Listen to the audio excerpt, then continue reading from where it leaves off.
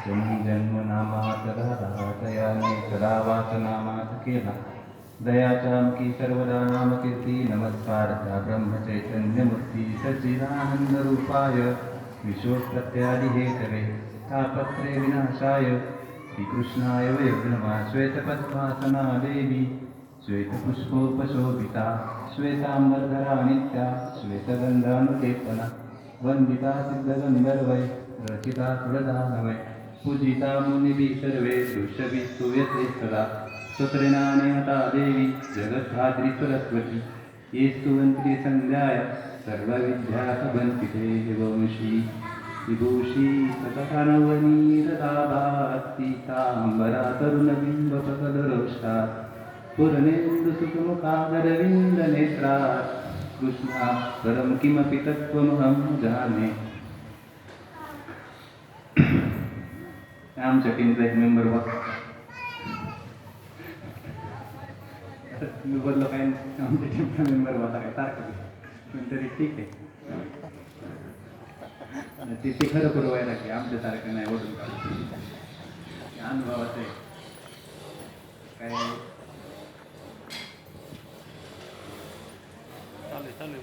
मला काही आता सुचत नाही एवढं भारी आसू बोलली त्याच्या आधी सगळे सोनरावांचं चांगलं कीर्तन झालं बाकीचं कीर्तन झालं परमार्थ काही फारसा नाही फक्त समजून घ्यायचं आपल्याला गरज वाटली पाहिजे प्रश्न गरजेचा आहे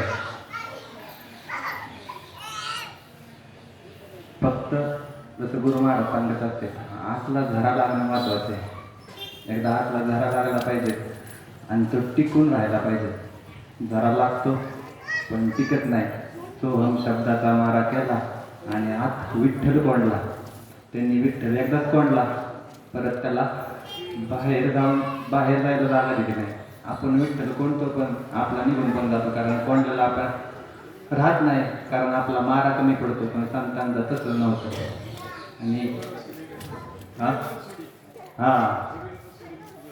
हो तसं झालं पाहिजे आपल्याला होत नाही कारण आपल्याला त्याची गरज वाटत नाही तसा जर बारीक विचार केला गौतम बुद्धांच्या जीवनाचा नेहमी सांगत असतो म्हणजे मला प्रश्न पडतो की गौतम बुद्धांच्या जीवनात त्यांना सांगायला कोण नव्हतं त्यांच्या जीवनात संत नव्हते त्यांच्या जीवनात संप्रदाय नव्हता त्यांच्या जीवनात नाम नव्हतं शास्त्र नव्हतं काही नव्हतं पण राजाचा मुलगा होता आयुष्य आरामात वाढलेला सगळं राजवैभव पायाशी लोळत होतं सुंदर पत्नी होती नुकता सुंदर मुलगा झाला होता पण लहानपणापासून वडिलांनी काही त्यांना घराबाहेर पडून दिलं नाही राजाचा मुलगा होता म्हणजे ती गोष्ट भेटत होती अख्ख्या भोगी समाजामध्ये ते राहत होतं तसं आपण पण या भोगी लोकांमध्ये राहतो ना पंचविषयामध्ये रमलेल्या तसा पंचविषयामध्ये रमलेले सगळ्या समाजात राहायचे सांगणारं कोणी नव्हतं पण त्या गौतम बुद्धांना प्रश्न पडायचा त्यांचं आधीचं नाव सिद्धांत होतं वाटतं तर त्याला प्रश्न पडायचा वडिलांना माहिती होतं आधीपासूनच विरक्त आहे आणि कधी त्यांनी त्याला राजवाड्याबाहेर जाऊन दिलं नाही लग्न झाल्यावरती सहज वडिलांना म्हणले मला आजच्या दिवस बाहेर जाऊ द्या उद्याच्या दिवस बाहेर जाऊ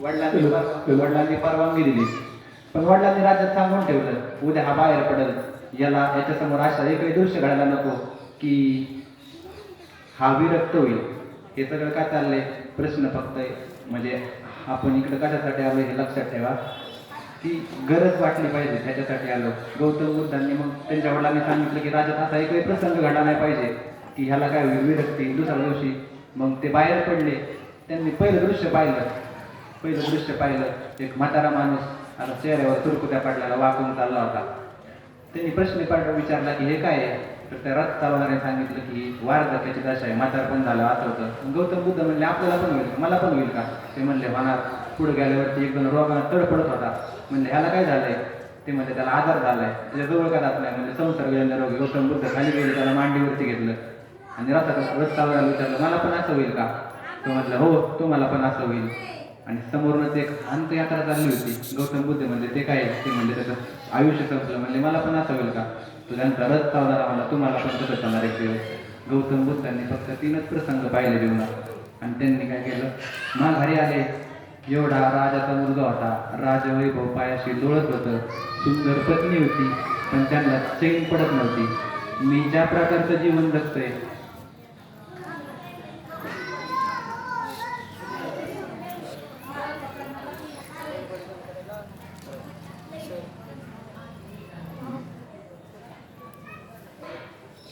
मी ज्या प्रकारचं जीवन जगतोय त्याची काय हे काही जीवन योग्य नाही आणि त्यांनी निर्णय केला. काय झालं, त्यांनी आत्मसाक्षात्कार करून घेतला.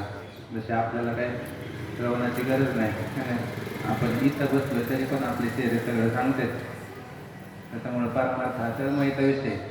फक्त शेवटचं सांगतो, स्वामी महाराज सांगायचे, खरा जर मुमुक्ष असला ना, खरा मुमुक्षू, त्याला जर श्रवणात झोप लागली ना, तो स्वतःच्या तोंडात मारून घेईल पण तो श्रवण करेल. आणि त्यांनी स्वतःच्या तोंडात मारली ना, ते बाकी त्यांचं लक्ष विचलित झालंय का ते सुद्धा जागे होऊन बसतील. हे श्रवणाचा महत्व आहे. आपल्याला गरज वाटत नाही, आपलं जीवन निघून चाललं पण आपल्याला असं काय वाटत नाही. गौतम बुद्धांना गरज वाटली आणि त्यांनी राज्य वैभवावरती लाग मारली, निघून गेले. सांगायचं तात्पर्य घर सोडून जावं सांगायचं नाही. गौतम बुद्धांचा विचार होता म्हणून बाबांच्या मुखातले शब्द होते, पाहुणे चांगला विचार केला तर. फक्त तेवढंच वाक्य सांगायचे, चांगला विचार केला तर. का? कारण आज जगाला जी गती भेटली व्यवहारिक जीवनात, रेल्वेचा शोध लागला, मोबाईलचा शोध लागला, हे फक्त विचारामुळे झालं. एक विचार मनात आला आणि ज्याने ज्याने ते शोध लावले ते त्याच्यावरती काम केलं. तसं आपल्याला फक्त आपल्या जीवनाचा विचार करायचा आहे. हे सगळं बाह्य अंगात आहे, ते काहीच उपयोग आलेला नाही. आणि स्वामी महाराजांच्या मुखातलं एक वाक्य होतं, ते सांगायचे, निधी ध्यासन हे आपलं जीवन ठरलं पाहिजे. निधी ध्यासन हा शास्त्रातला शुद्ध शब्द आहे, आपण त्याला चिंतन म्हणतो. चिंतन हे आपलं जीवन ठरलं पाहिजे. ते सोडून ते न केल्याशिवाय बाकी काहीच होऊ शकत नाही. कितीतरी शास्त्र अभ्यास केला, किती जरी ग्रंथांची उकल झाली, विचारसागर उलटा पालटा काढला, ज्ञानेश्वरी कळली, पण जोपर्यंत आपली वस्तू आपल्या हाताशी येत नाही, आपली वस्तू म्हणजे जोपर्यंत आपण त्याच्या ठिकाणी रममान होत नाही. मग अशी गुरुसेवेचा विषय झाला. सगळं शास्त्र सांगते, सगळे कीर्तन प्रवचन सांगते. गुरुपौर्णिमा पण होती. गुरुसेवा गुरुसेवेला फार महत्व दिलं. तनु मनु जीवे चरणाची लागावे, अगरवता करावे. पण तनु मनु जीवे चरणाची लागायचे म्हणजे काय करायचे? तनु म्हणजे स्थूल देहाचा नाश, मनु म्हणजे सूक्ष्म देहाचा. बाबा सांगायचे हा सूक्ष्म देह, ते सूक्ष्म म्हणायचे. बाबा म्हणायचे हा सूक्ष्म देह नालायक म्हणायचे आणि या सूक्ष्म देहाची वाट लावायची. आणि तिसरा तनु मनु जीवे, जीवे म्हणजे सारण देहाचा नाश करायचा. देहाचा नाश करता येत नाही, फक्त त्याचं साक्षीत्व करता येतं. प्रत्येक देहाची जी भाषा आहे, स्थूल देहाची वैखरी आहे. असं परापच्चंतीमध्ये मी आता महाकारुण्य आणि फार त्याच्या पलीकडे गेलेला असतो. पुढे येऊन परते घर सांगायचं तात्पर्य आपल्याला ही तिथपर्यंत जाता आलं पाहिजे. ती आपली मूळ स्वरूपस्थिती आहे आणि त्याच्यासाठी निधी ध्यासन म्हणजे चिंतन हा एकमेव पर्याय आहे. हे आपल्याला करावं लागेल. गौतम बुद्धांना सांगायला कुणीही नव्हतं, वैष्णव मेळावा नव्हते, गुरु नव्हते, शास्त्र नव्हते, नाम नव्हतं, काही नव्हतं. पण त्यांच्यापाशी फक्त एक विचार होता. त्यांनी त्या दिवशी निश्चय केला, आता सिद्धांत माघारीचा सिद्धांत चाललं ना राज्य सोडून. त्यांचं सिद्धार्थ नाव होतं. सिद्धार्थ चाललं ना राज्य सोडून, तो परत येईन तर कधी?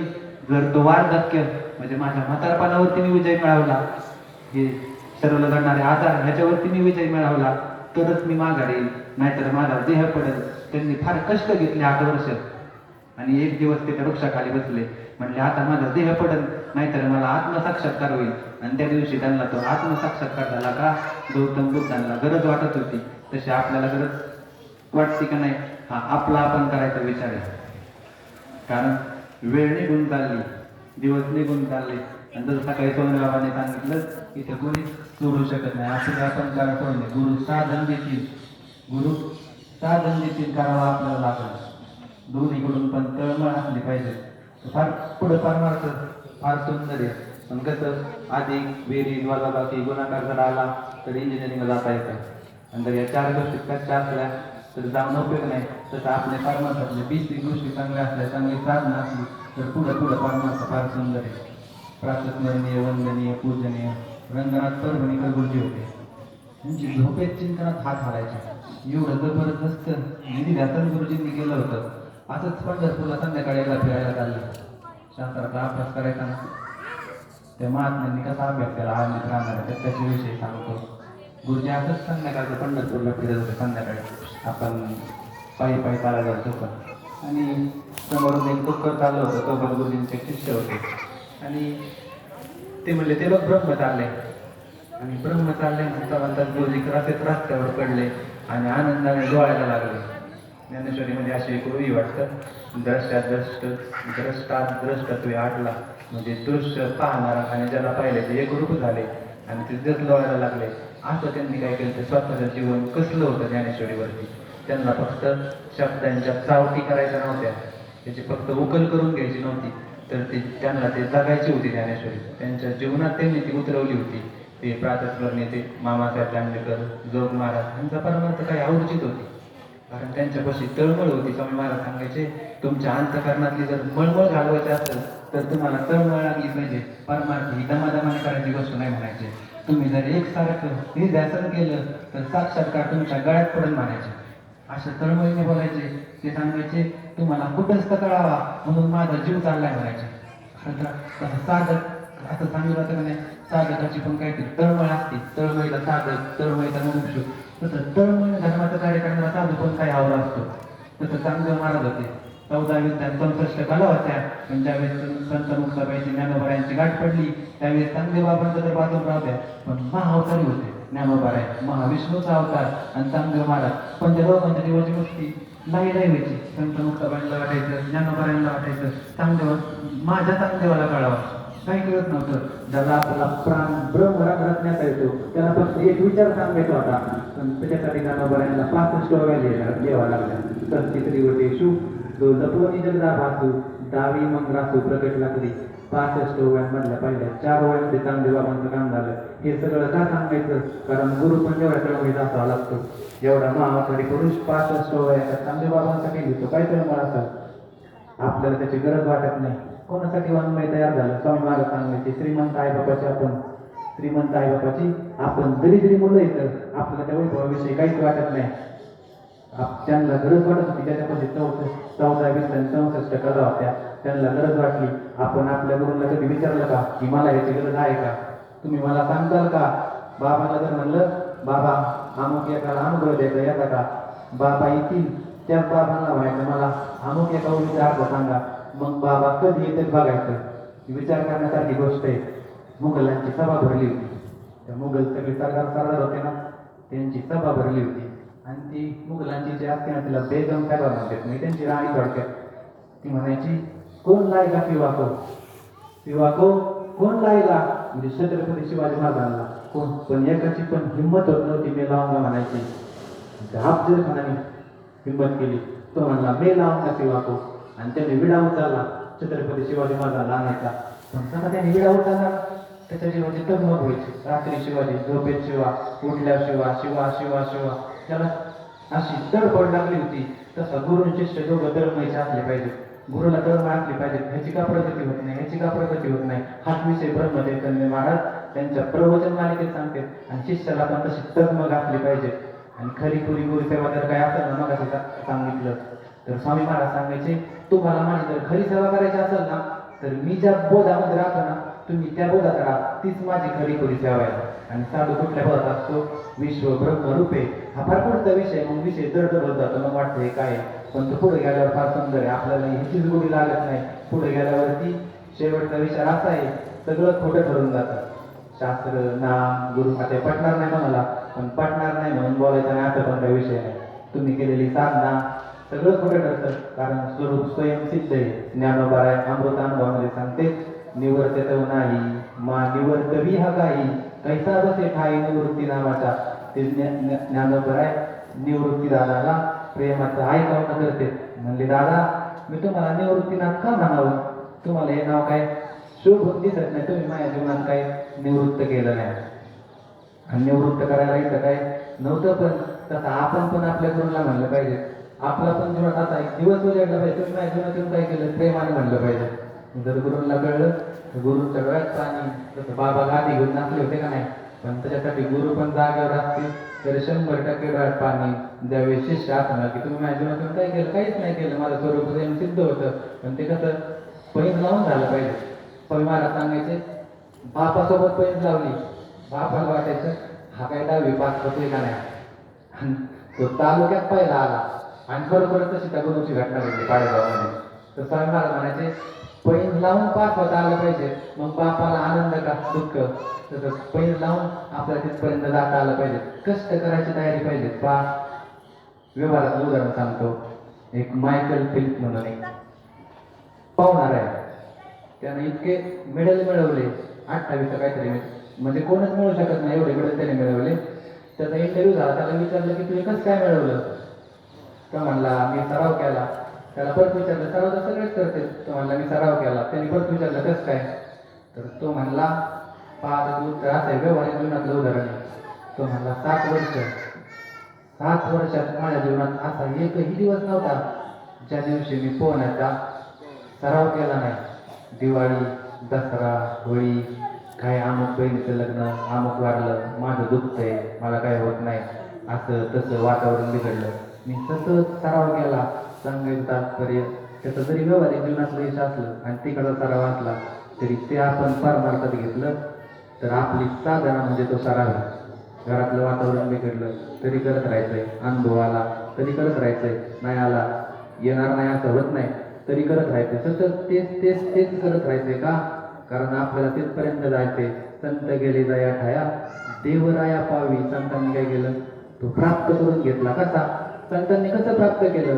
बाई मी विकत घेतला श्याम जन्मभरीचा श्वास इतके मोजिले नाम.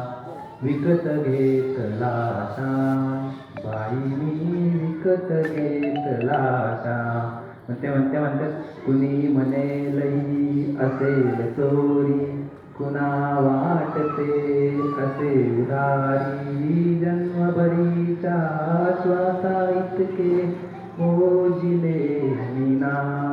विकत घेतला श्याम बाई मी विकत घेतला श्याम.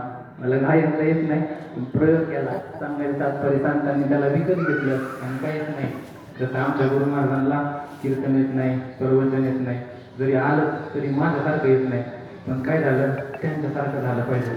भावाचा एक शब्द कानातून आत गेला चेहरा लाल बंद होऊन टचकन डोळ्यातून पाणी आलं पाहिजे. ही स्थिती परमार्थात प्राप्त करायची.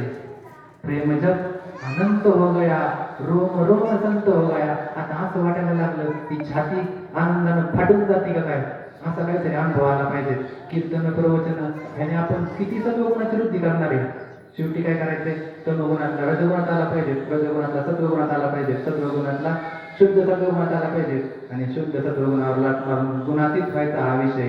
जसं गुरु महाराजांना तुम्ही आमच्या भागवत कधी त्यांच्याबरोबर फुगडी खेळा, पुण्यतेच्या वेळेस त्यांना म्हणा फुगडी खेळा, ते कधीच तयार होणार नाही. आणि जरी खेळले तरी पण तुमच्यासाठी फक्त तुमचं अंतकरण दुखवलं जायला नको म्हणून ते फुगडी खेळतील. मला गुरु महाराज फुगडी खेळत नाहीत हे सांगायचं नाही. साधूलाय ना बाहेरचा कुठलाच आनंद नको असतो. साधू सत्वगुणात येतच नाही. आपण हे करतो ना हरिपाठात खेळणं वगैरे, हे फक्त आपण सत्वगुणाचा म्हणजे आनंद कोशातला आनंद अभिव्यक्त करतो. आणि ज्याला आत्मा धरा लागला त्याला बाहेर करण्याची काही गरज आहे? कशाचीच गरज नाही. हे सांगायचं तात्पर्य आपल्याला इथं धरा लागला पाहिजे. त्या बाकीच्या दिंडी वगैरे करून पण सत्वगुणाची वृत्ती करायची. पण किती करणार आहे आपण करून? त्याच्यामुळे अष्टसात्विक भावासाठी हे साधन केलं आणि शेवटी ह्या काय करायचंय? गुणातीत व्हायचंय. त्याच्यामुळं किती जरी बोललं ना तरी पण शेवटी एकच आहे, विध्यासन. हे आपलं जीवन ठरलं पाहिजे. रात्रंदिवस तेवढंच करावं लागेल. कुणीच मदत करणार नाही आपल्याला. गुरु साधन देतील, संत साधन देतील, आपलं आपल्यालाच करावं लागेल. रोज आपल्या जीवनाचा पिक्चर आपल्याला दिसला पाहिजे.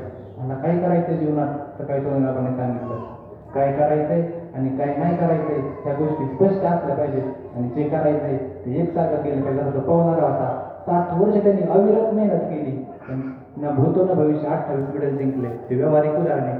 व्यावहारिक जीवनात लोक फार कष्ट करते. आजोबा सांगते द्रव्याला भावार्थता आईचा जरी कष्ट परमार्था तरी ते ब्रह्मतत्वाचा खेळ नव्हे. म्हणले येड्या, जसा परमार्थात कष्ट करतो का दिवसभर, तेवढा जर परमार्थासाठी कष्टला तर ब्रह्म तुझ्या हातचा खेळ नव्हे. म्हणले अवघी सत्ता आली हाता आणि नामयाचा खेळ जाता. म्हणजे विश्व मोठी ती पण 10 मिनिटं चिंता बसून विश्व हाताची येत नाही. विश्व मोठीत घ्यायचा प्रश्न नाही. आपल्या जीवनाचा उद्धार करायचा आहे. पण नागाबाबत ऐकवणं करते. काय करा?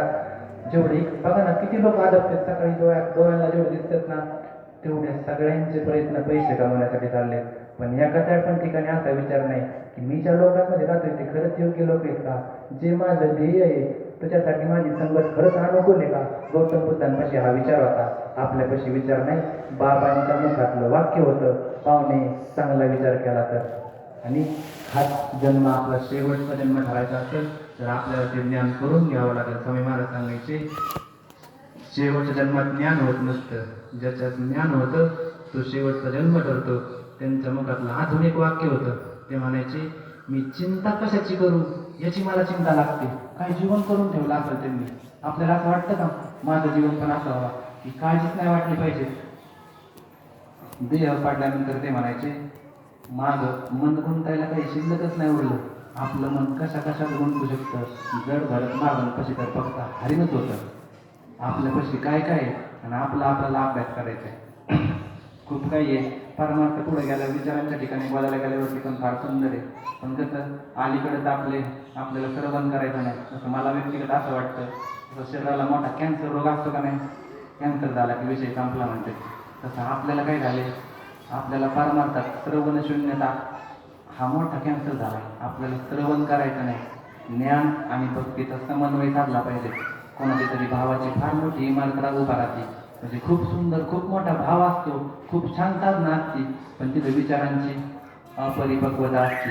एखाद्या ठिकाणी फार विचार असते, पण त्याच्या ठिकाणी भावाची प्रेमाची कमतरता असते. पण खरी गंमत आहे, ज्ञान भक्ती समन्वय ज्ञानोबारांनी सांगितलं. शंकर बाबा नाही मागच्या महिन्यात चाललो होतो बाहेर एका ठिकाणी, ते मागं बसले होते, मी गाडीवर, ते म्हणले, ज्ञानापेक्षा आहे ना भैया भक्तीच भारी, प्रेमच भारी. मी ऐकून घेतो. मी म्हणलं, एक बोलू का, तुम्हाला राग नाही का, इथे बसलेले. ते म्हणले, बोल. म्हणलं, ज्ञानापेक्षा भक्ती भारी, हे तुमचं मत आहे का ज्ञानोबारायांचं आहे का नाथबाबांचं? मग ते हसायला लागले. म्हणलं, ज्ञान आणि भक्ती वेगळे नाही, असं ज्ञानोबारायांना नाथबाबांना सांगायचे. दोन्हींचा समन्वय साधला पाहिजे. जरी भाव तयार झाला तरी पण विचार पाहिजे, आणि विचार आपल्याला श्रवणातून प्राप्त होईल. श्रवण पण कोणाचं करायचं हे पण फार महत्त्वाचं आहे. कारण स्वामी महाराज सांगायचे, श्रवणात देव करतो. आज दादांचा प्रगट दिन आहे. संत श्रीपाद बाबा असतील, रामदास बाबा असतील आणि गुरुवर्य दादा असतील, त्यांचं जीवन काय होतं, बाहेरून दिसायला आपल्यासारखे होते, पण त्यांच्या जीवनात सुख आणि दुःख ह्या दोन्ही गोष्टी त्यांनी ठेवल्या नव्हत्या. का? कारण त्यांना जग म्हणून दिसत नव्हतं. फार मोठा विषय. त्यांना जग म्हणून दिसत नव्हतं, त्यांना जग ब्रह्म म्हणून दिसायचं. आणि जर ब्रह्म समजत नसेल तर आपण ज्या इष्टदेवतेचा पूजा करतो ना, सगळीकडे त्यांना राम दिसायचा, सगळीकडे त्यांना दत्त दिसायचा, सगळीकडे त्यांना श्रीपाद बाबा दिसायचे. रोज हा त्यांचा अनुभव होता. असं झाल्यावरती तुम्ही विवेक कशापासून करता, तुम्ही वैराग्य कशापासून करता? जर रोज तुम्हाला ती वस्तू दिसायला लागली तर तुम्हाला सुख नाही राहणार आणि दुःख राहणार. असं त्यांनी काय केलं, त्यांच्या जीवनाची स्थिती करून ठेवली होती. श्रीपाद बाबांचं जीवन कसं होतं, एवढे भयान प्रसंग त्यांच्यावरती आले, पण त्यांच्या ठिकाणी कसली खून उमटत नव्हती. ज्ञानोबा सांगते, का शस्त्रेवरी तोडलिया, देह अग्निमाची पडलिया, चित्त महासुखी पौडलिया, चिवची नाही घरी येऊ पासर्ग, वरी पडवा आत्मबुद्धीचे भंग, कथा नाही म्हणले. त्याला काही जर झालं ना, तो तिथून चढतच नाही आत्मस्वरूपापासून. तशी स्थिती झाली पाहिजे. आणि त्याला एकमेव उपाय, सगळ्यात पहिली गोष्ट गरज वाटली पाहिजे. किती गरज वाटली पाहिजे? काल सरांनी ग्रुपवर मॅसेज टाकलाय, थोड्या दिवसात या महिन्याचा हप्ता येणार आहे लाडक्या बहिणीचा 500 रुपयाचा. जर नाही आला ना, मग कशी गरज वाटते आपल्याला. शेजारचा आला ना, आपला नाही आल्यावर मग किती मजा येते. तशी गरज वाटली पाहिजे. तशी गरज वाटली, सगळं तयार आहे. तेवढं परमार्थातली कुठली इच्छा मनापासून करा, भगवंत ती पुरवतोच. फक्त तळमळ लागली पाहिजे. गुरुवारी विजयाताई सांगत होत्या, ते कुठेतरी गेल्या, मला वाटतं त्यांना नारायण बाबांनी, श्रीपाद बाबा रामदास बाबानंतर नारायण बाबा आणि दुसरे कोणते त्यांनी सांगून ठेवलं होतं की मी तुला विचार, माने बाबा त्यांनी सांगून ठेवलं होतं, विचार सागर मी तुला शिकवेल तुझ्या घरी येऊन. पण ते काही शक्य झालं. त्यांनी देह ठेवला. विजयताई कुठेतरी कार्यक्रमाला गेल्या आणि तिकडं मग त्यांनी काही ऐकलं तर ताईंना असं वाटलं, ताई म्हणलं मला वाटायचं की मी अपरिपक्व राहिले का. मग तिथं दिंडी निघली तर ताई सांगत होत्या, माझ्या डोळ्याच्या धाराच बंद व्हायला, मला समजानच मला काय झालं. फक्त मला एवढंच वाटायचं की विचार सागर ऐकायचा राहून गेला. सांगायचं तात्पर्य, जीवन मुक्त स्थितीला गेलेला माणसाला सुद्धा एवढी खंत वाटते, आपण काय गमावले, आपली काय स्थिती आहे. मला नेहमी कौतुक वाटतं, मी समोरासमोर स्तुती करत नाही, कारण गुरु महाराज सांगत असते, ज्याला उंचीवरती गेलेला पाहिजे त्याची समोरासमोर स्तुती करायची नाही. कारण काय असतो, तो त्याचा घाततापण करत असतो. पण तरी पण मला नेहमी, मी मागं पण बोलतो आणि समोर बोलतो म्हणून, मागं बोलतो म्हणून समोर बोलू शकतो. मला फार भारी वाटतं श्रीकांत भाऊंकडे पाहिलं. त्यांचं धर्माचं कार्य भारी नाही वाटत, पण डोळे मिटले की डोळ्यात पाणी येतं. डोळे मिटल्यानंतर किती वेळ डोळ्यात किती वेळ लागतो डोळ्यातून पाणी यायला. म्हणजे काय अंतःकरणाची काय स्थिती असं आपण खरं लावू शकतो का? ती काय स्थिती असं सगळं बाहेरून दिसायला साधं आपल्यासारखं आहे. त्यांनी काही कमवलं असं. ते त्या दिवशी घरी आले त्यांनी नवीन गाडी घेतली आणि मग त्यांनी शाईन घेतली. मी त्यांना म्हणलं भाऊ मग युनिकॉर्न. ते मला म्हणले तुझा इतका पैसा नाही माझ्याकडे. आणि मग मी संध्याकाळी विचार करत होतो माझा इतका पैसा नाही. मग मला ते कळलं माझा इतका पैसा नाही म्हणजे काय. म्हणजे आम्ही दोघं पण श्रीमंत आहेत पण आमच्या दोघांच्या पण श्रीमंतीमध्ये फरक आहे.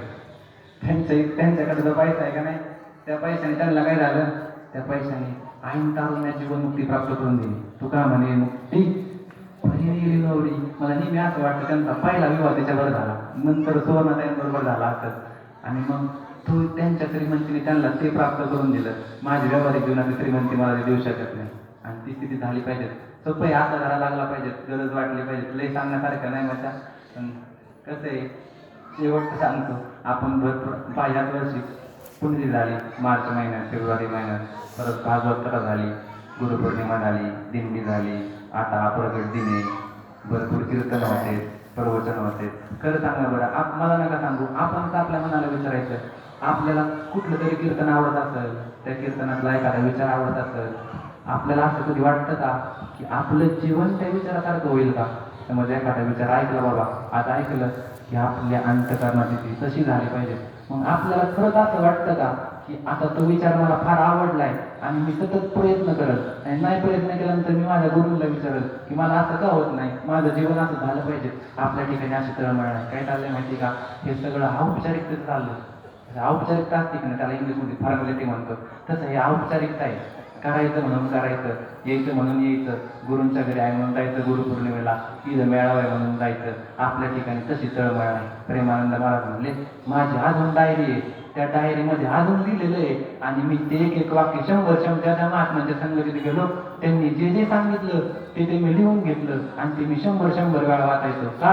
कारण माझं जीवन मला त्याच्यावरती कसायचं होतं. कसं गुरुजींचं जीवन होतं, त्यांनी ज्ञानेश्वरीची एक एक गोवी कसली होती.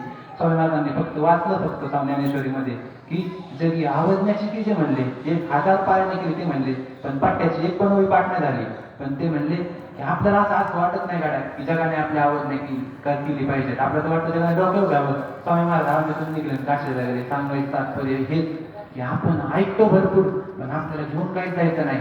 हे फक्त काय माहिती का, आपण इथं येतोय ना हे पण पूर्व सुकृत आहे. आपली तळमळ पण नाही, पूर्व सुकृत साथ देते म्हणून हे शब्द कानावरती पडते. जोपर्यंत हे शब्द गुदगुद्या लागणार नाहीत ना तोपर्यंत माझ्या नाही. स्वामी महाराज सांगायचे हे शब्द तुम्हाला जर खरीच गरज असेल ना तर तुम्हाला हे शब्द आतून गुदगुल्या करतील आणि जर तसं करत नसेल तर तुम्हाला ह्याची गरज वाटत नाही. कारण कसं आहे, जिवंत माणसाला करंट लागतो. त्याला जर करंटच्या वेळेस पकडले ना त्याला झटकन करंट लागतो, मेलेल्या माणसाला करंट लागत नाही.